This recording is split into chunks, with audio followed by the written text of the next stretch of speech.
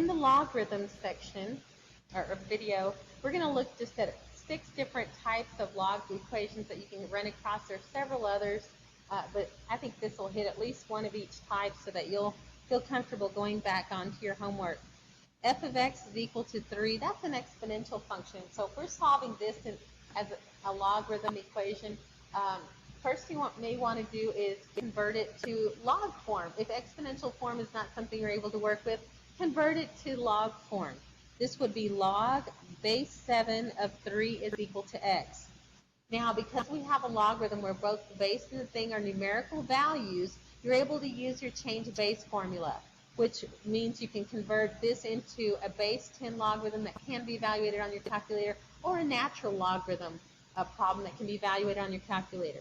I prefer natural log, so I'm going to rewrite this as the natural log of 3 over the natural log of 7. And keep in mind, that's just the change of base formula. Nothing special there, just the change of base formula. X here would then be equal to 0.565.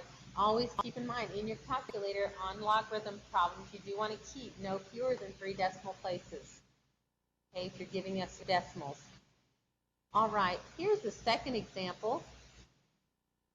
If you have 2 natural log 3x is equal to 4, and we want to solve this one, first thing you want to do is start by isolating the natural log. So I'm going to divide both sides by 2. So we get the natural log of 3x is equal to 2. Now we want to eliminate the natural log so that we can solve for x. So the way to get rid of a natural logarithm is to use the exponential on it. By using the exponential, the natural log and the exponential cancel. Just keep in mind, if you do it to one side, you have to do it to the other. So 3x here would be equal to e to the 2 power. That is something that we can evaluate on our calculator, so we will. We get 3x is equal to 7.389 when you punch that into your calculator. Now, last step, in order to get the x all by himself, I'm dividing both sides by 3, and so our x value is 2.463. I'm going to take a peek at one more like that one. If you have 6e to the 1 minus x power is equal to 25, first thing you want to do is get the exponential all by itself. Natural logarithms and exponential problems, the exponential problems are very similar. Start by isolating them, and then you'll want to, let's see, on this one, divide both sides by 6 to do that. So we get e to the 1 minus x power is equal to 4.167. Now, in order to eliminate the exponential, because I would like the 1 minus x to just come down, remember you can do the same thing you did with the natural log. To get rid of a natural log, we exponential him. If we want to get rid of the exponential, we natural log him. But if you do it to one side, do it to the other. These cancel, so I end up with 1 minus x is equal to, and I'm going to punch that into my calculator. The natural log of 4.167 is 1.427. Last step, want to solve for x, so I'm going to move the 1 over to the other side. Now I have negative x is equal to 0.427 after you punch that into your calculator. You can kind of see it. And finally, divide both sides by a negative 1, so our x is negative 0.427.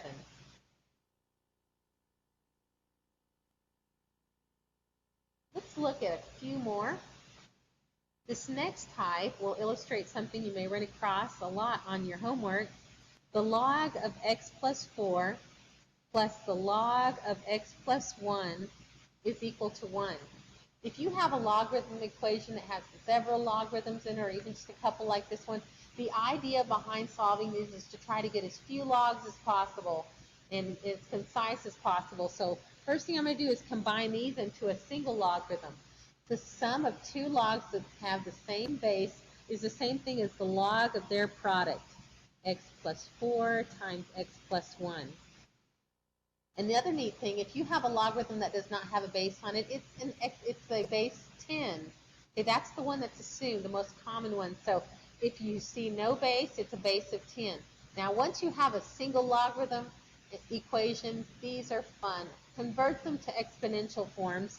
So base to the power is equal to the thing. Okay? Once you have it converted into an exponential, now that's just a quadratic on the verge of happening to us, so we're going to clean them up.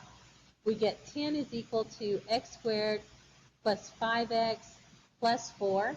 Move everything over to the same side, so we get x squared plus 5x minus 6. That does factor into x plus 6, x minus 1. And so we end up with x values of negative 6 and 1. Now keep in mind, they may or may not be solutions. You'll have to plug them back in to determine that. These are just two answers at this point. Let's look at a couple more, just to give you a pretty good little run through. You can go back and try your homework problems one more time.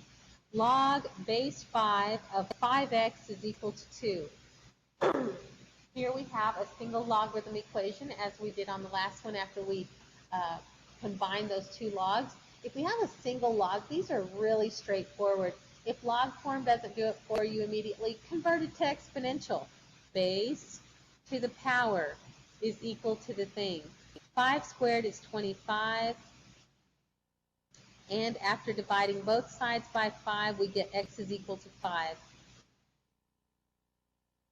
I do have one more I'd like to show you.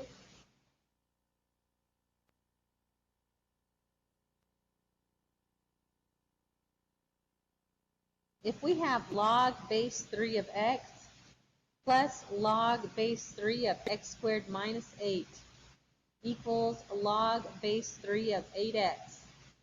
Widen the shot. Again, the idea behind these equations that have multiple logarithms is that you should know to combine them into as few logarithms as possible. So on the left-hand side here, where I have a sum of two logarithms, I'm going to rewrite them as the log of their product, x times x squared minus 8. The right-hand side only has one logarithm, so I'm going to leave him there. Now, we have two equivalent pieces. This side is equal to that side. I can see the logs are equal. The bases are equal. Therefore, I know that x times x squared minus 8 is equal to 8x. And I use that to my advantage there so that I'm able to bring that down. And now I can distribute and finish it off. X cubed minus 8x is equal to 8x. Bring everything over to the same side. I've got x cubed minus 16x is equal to 0. Now I can factor this. It factors into x times x squared minus 16. And that does factor into x plus 4, x minus 4. After I set each one of those factors equal to 0, I'm going to get answers of 0, negative 4, and 4.